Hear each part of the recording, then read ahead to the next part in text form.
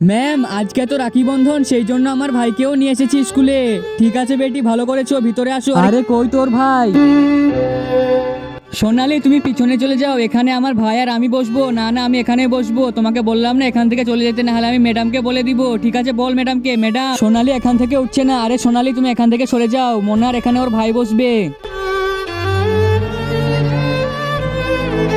আরে দেখ ভাই, এটা কি এরকম করে খেলতে হয়? আরে আরে পাগল, তোর জন্য তো ম্যামকে লাগলো। আরে না না বাচ্চারা, আমাকে লাগেনি, তোমরা পড়াশোনা করো।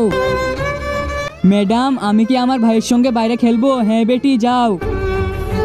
আরে এ তো সায়েন্সের ক্লাসে খেলবো বলছে, তাও ম্যাডাম কিছু বলছে না। শ্রিয়া এই দেখো তোমার জন্য আমি কি নিয়ে এসেছি।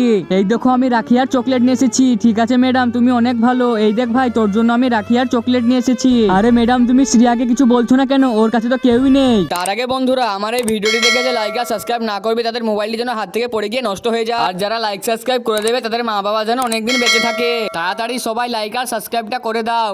বাচ্চারা শ্রিয়ার ভাই চলে যাওয়ার পর থেকে ও সকল সময় ওর ভাইকে মনে করতে থাকে।